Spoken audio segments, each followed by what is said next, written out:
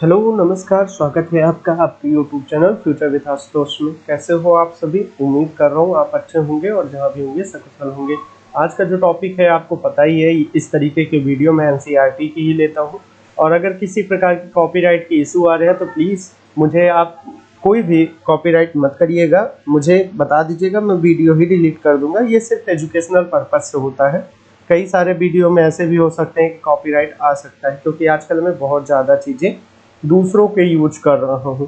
तो ठीक है, मैं उसको एक्सेप्ट करता हूँ और रियल क्रेडिट देता हूँ एनसीईआरटी को। यहाँ पे एनसीईआरटी की क्रेडिट देता हूँ मैं। ये वीडियोस में सारी की सारी वीडियोस में एनसीईआरटी के नोट्स फॉलो कर रहा हूँ।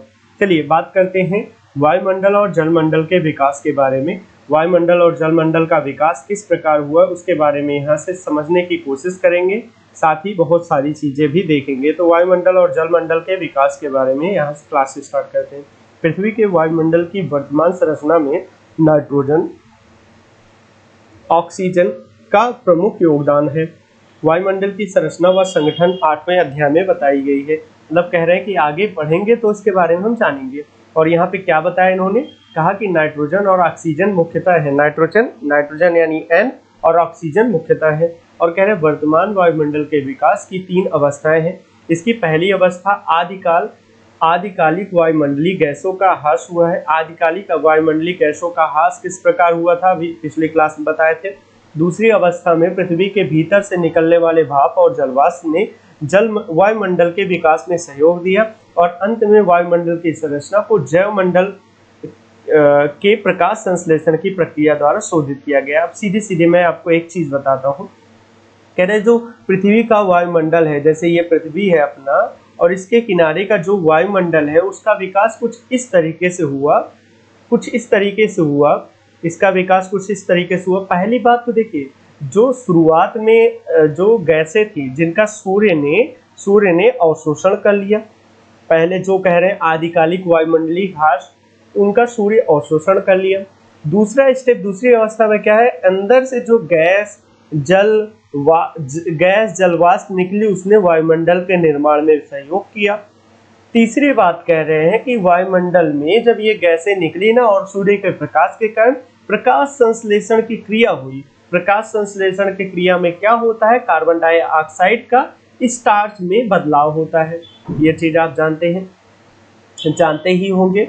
और या यूं कहो, कार्बन डाइऑक्साइड को शर्करा या ग्लूकोज के रूप में बदला जाता है, पॉलीसैकेराइड के रूप में बदला जाता है। तो ठीक है, आगे बढ़ते हैं। यहाँ पे आपने चीजें को समझ लिया।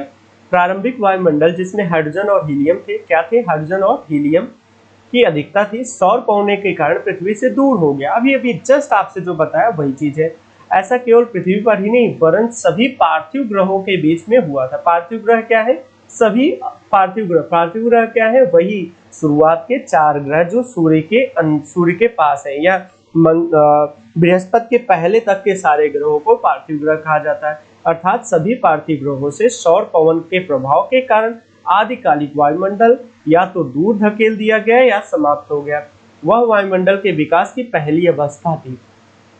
पृथ्वी के ठंडा होने और विभेदन के दौरान पृथ्वी के अंदरूनी भाग से बहुत सी गैसें और जलवाष्प निकले। अभी भी मैंने बताया, इससे आज के वायुमंडल का उद्भव हुआ। आरंभ में वायुमंडल के जलवाष्प नाइट्रोजन, कार्बन डाइऑक्साइड, मीथेन व अमोनिया की अधिकता में और स्वतंत्र ऑक्सीजन बहुत कम थी। ठीक है, वह प्रक्रिया जिसमें पृथ्वी के भीतरी भाग से गैस धरती पर आई, इसे गैस उत्सर्जन कहा गया। क्या कहा गया, गैस उत्सर्जन कहा गया। ये पूछा बहुत कम जाता है, लेकिन आप जान लीजिए गैस उत्सर्जन उससे ज्यादा ये वर्ड है, डिगैसिंग वर्ड कहा जाता है। लगातार ज्वालामुखी विस्फोट से वायुमंडल में जलवाष्प व गैस बढ़ने लगी। पृथ्वी के ठंडा होने के साथ साथ जलवाष्प का संघनन शुरू हो गया। जलवाष्प का संघनन एक तरीके से कहो वर्षा होना, या इसी को हिंदी में अगर शुद्ध भाषा में कहो तो वर्षण बोला जाता है। ठीक है, अभी मैं जस्ट एक शब्द के बाद में आपको ये वर्षण शब्द को मैं डिफाइन करूंगा। वर्षा क्यों नहीं कहा, वर्षण क्यों कहा मैंने। शुरू हो गया। वायुमंडल में उपस्थित कार्बन डाइऑक्साइड के वर्षा के पानी में घुलने से तापमान में और अधिक गिरावट आई। ठीक है, फलस्वरूप अधिक संघनन व अत्यधिक वर्षा हुई। ठीक है, अभी मैं यहाँ पे क्लियर कर देता हूँ, फिर आगे बढ़ता हूँ। देखिए, वर्षण का मतलब है जब जलवाष्प या बादल से संघनन के द्वारा वर्षा होना।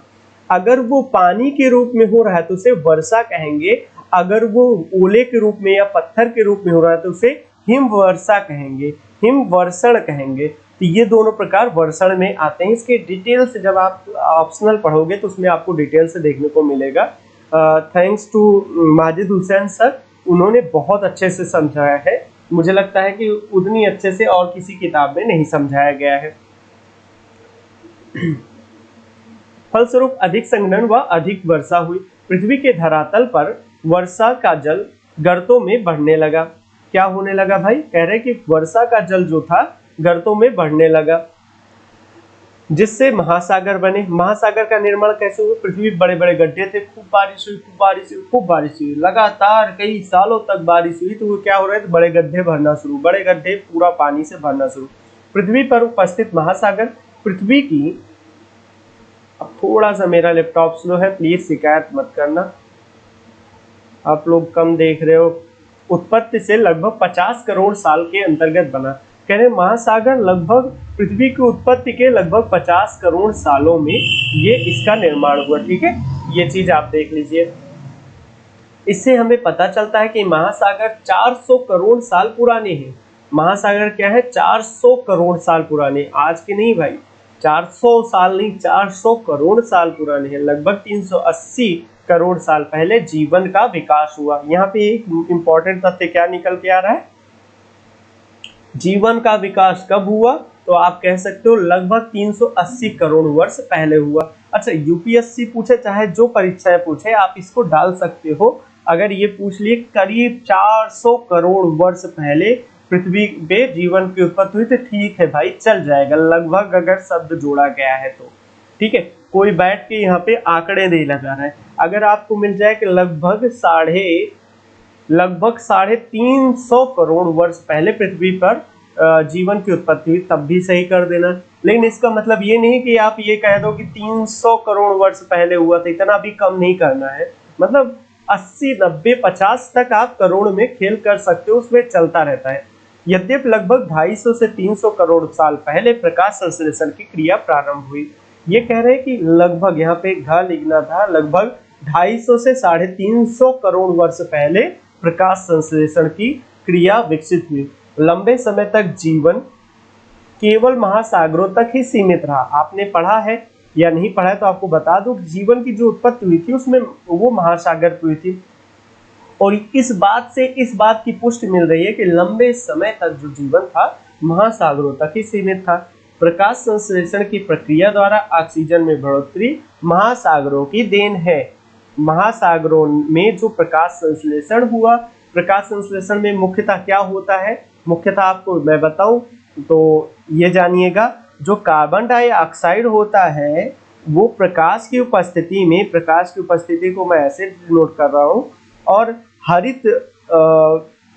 हरित लवक जिसको क्रोमोफॉर्म कहा जाता है की उपस्थिति में ये स्टार्च या पॉलीसैकेराइड, स्टार्च लिखूंगा यहाँ पे, स्टार्च या पॉलीसैकेराइड के रूप में बदलता है, साथ में ऑक्सीजन मुक्त होती है। ये मुख्यतः होता है प्रकाश संश्लेषण की क्रिया। तो ये ऑक्सीजन जितना मुक्त होगा उतनी ही मात्रा बढ़ेगी। आप समझ पा रहे हैं ना मैं क्या कहना चाह रहा हूँ? तो वही आप देखिए, वही बात यहाँ पे लिख रहे हैं कि किस प्रकार से जीवन प्रकाश संश्लेषण की प्रक्रिया द्वारा ऑक्सीजन की बढ़ोतरी हुई, और इसमें महासागरों का देन है। धीरे धीरे महासागर ऑक्सीजन से संतृप्त हो गए और वायुमंडल में ऑक्सीजन की मात्रा 200 करोड़ वर्ष पूर्ण रूप से भर गई। ठीक है, संतृप्त अवस्था जानते हैं ना आप, अगर साइंस के हैं तो संतृप्त माने सैचुरेटेड या स्टेबल पोजीशन बोला जाता है। इसमें क्या होता है, किसी भी अवस्था का सबसे अस्थायी रूप कहा जाता है संतृप्त अवस्था। जीवन की उत्पत्ति के बारे में यहाँ पे बेसिक तरीके से बताने की कोशिश कर रहे हैं, जीवन की उत्पत्ति कैसे हुई। ठीक है, पृथ्वी की उत्पत्ति का अंतिम चरण जीवन की उत्पत्ति और विकास से संबंधित है। कह रहे हैं अंतिम चरण की बात कर रहे हैं, इसके बाद कोई चरण नहीं बात करेंगे, ठीक है। इसके बाद इतिहास आ जाएगा। अगर हम यहाँ पे सिर्फ जीवन की बात कर रहे हैं, इसके बाद की जो कहानी होगी ना वो इतिहास के अंदर आएगा। जीवन के उत्तर, निसंदेह पृथ्वी का आरंभिक वायुमंडल जीवन के विकास के लिए अनुकूल नहीं था। क्यों नहीं था? जब बना था तो आपका गोला था, फिर उसके बाद बहुत सारा अम्लीय बारिश हुई, फिर कई सौ सालों तक छोटे छोटे जीव रहे, वनस्पतियां आई, वनस्पतियों से धीरे धीरे जीवन आया। धीरे धीरे वनस्पति में भी जीवन है, लेकिन वनस्पति के साथ धीरे धीरे आया। एक कोशिकीय जीव बने, फिर बहुकोशिकीय जीव बने, ऐसे हुआ। आधुनिक वैज्ञानिक जीवन की उत्पत्ति को एक तरह की रासायनिक अपक्रिया मानते हैं या प्रक्रिया मानते हैं, ठीक है। इस पे मतभेद है, लेकिन यहाँ पे एनसीईआरटी में लिखा है तो मैं भी मान लेता हूँ। जीवन को क्या कहा है कि ये एक रासायनिक प्रक्रिया है जिसमें पहले जटिल जैव कार्बनिक अणु, जिसको कॉम्प्लेक्स ऑर्गेनिक मॉलिक्यूल्स कहा, बने और उनका समूहन हुआ। यह समूह ऐसा था जो आपको दोहराता, अपने आप को दोहराता था और निर्जीव पदार्थ को जीवित तत्व में परिवर्तित कर सका। हमारे ग्रह पर जीवन के चिन्ह अलग अलग समय की चट्टानों पे पाए जाने वाले जीवाश्म के रूप में है। 300 करोड़ साल पुरानी भूगर्भिक सेल में पाई जाने वाली सूक्ष्मदर्शी संरचनाएं आज की शैवाल की संरचना से मिलती जुलती हैं, ठीक है। ये चीजें आप देख पा रहे होंगे। मैं आपको एक चीज बताता हूँ, क्या हुआ था समुद्र में। मैं मानता हूँ ये रहा समुद्र हमारा, ठीक है, ये समुद्र है। मैं थोड़ा सा इसको रंगीन कर देता हूँ जिससे आपको समझाने में सही होगा। इसमें क्या हुआ होगा, इसमें ऐसे ही कोई रासायनिक पदार्थ के टाइप का बन गया होगा, इकट्ठा हो गया। ये जो ऊपर की जो जाली थी, जैसे आप चाय पीते हैं ना, तो चाय देखिए थोड़ी देर बाद ठंडी हो जाएगी तो उस पर साड़ी पड़ जाएगी या मलाई पड़ जाएगी या जो भी आप कहते हो। ये मलाई हवा के साथ, वायुमंडल के साथ कहीं जाके इकट्ठा हो गई और इकट्ठा हुई और इकट्ठा हुई, यहाँ पे सड़ना शुरू हो गया होगा। सड़ने के कारण यहाँ पे एक रासायनिक अभिक्रिया होगी, कॉम्प्लेक्स अणु बने होंगे। कॉम्प्लेक्स अणु ऐसे थे जो बार बार बनते थे। इनका टकराव किसी निर्जीव पदार्थ से हुआ होगा। मैं अपनी तरीके से ये चीजें समझाने की कोशिश कर रहा हूँ, ये समझ रहे ना, वैज्ञानिक ऐसे ही आपको समझाने की कोशिश कर रहे हैं। ये 100% सही है या गलत है, ये उनसे मिलिएगा जिन्होंने ये सिद्धांत दिया। फिलहाल ये सिद्धांत एक वैज्ञानिक ने नहीं दिया, सर्वसम्मत से माना गया है। मैं किसी एक वैज्ञानिक का नाम आपको नहीं बता सकता, ठीक है। हुआ क्या, फिर मिल गया होगा ये चीज, फिर ये निर्जीव पदार्थ को जीवन में परिवर्तित करने लगा, ठीक है।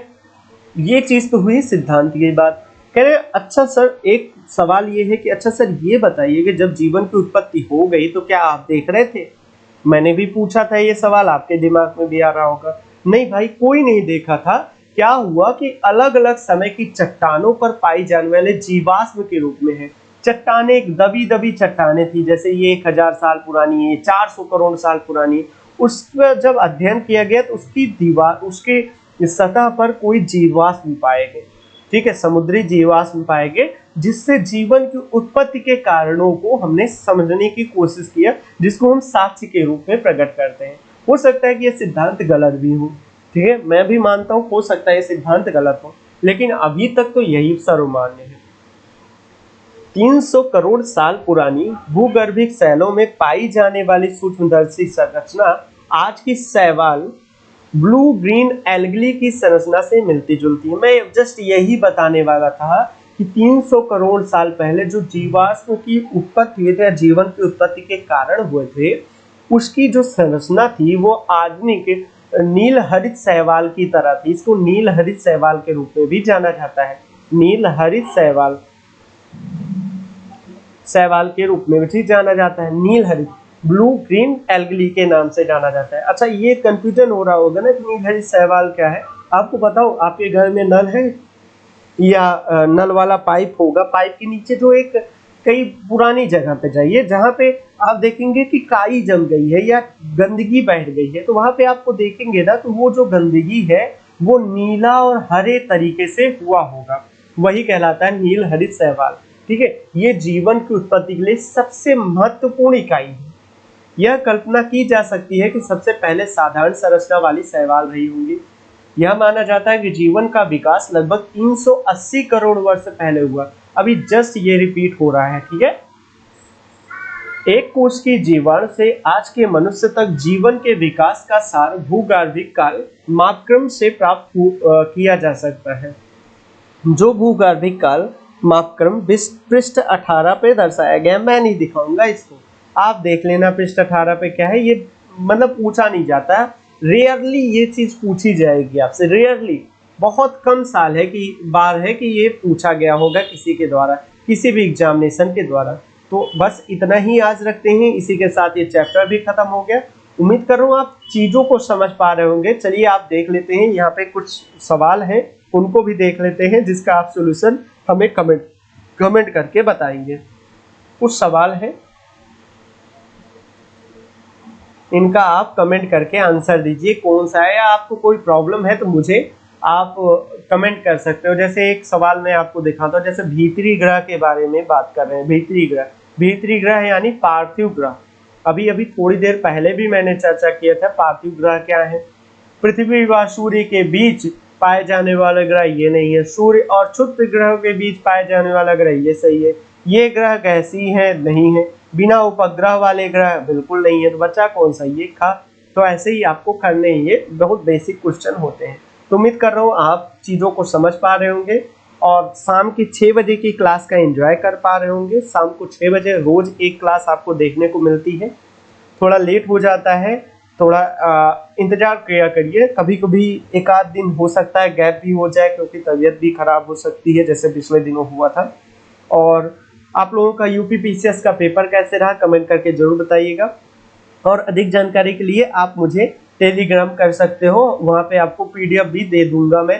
काफ़ी सारी पीडीएफ भी पेंडिंग पड़ी हुई हैं, अभी पीडीएफ मैं भेजता हूँ आज या कल भर में। आपको हिस्ट्री और जियोग्राफी के काफ़ी सारे पीडीएफ आपको भेजता हूँ। तो वो चैनल का नाम है फ्यूचर विद आशुतोष, एक ही नाम है, जो कि आपको हर जगह देखने को मिल जाएगा। ये आपको टेलीग्राम पे भी देखने को मिल जाएगा, यूट्यूब चैनल है ही है, फेसबुक पेज भी इसी नाम पे है, इंस्टाग्राम पे भी मैं इसी नाम से ही हूँ। आप मुझसे डीएम कर सकते हो। तो उम्मीद कर रहा हूँ क्लास अच्छी लग रही होगी। बहुत बहुत धन्यवाद।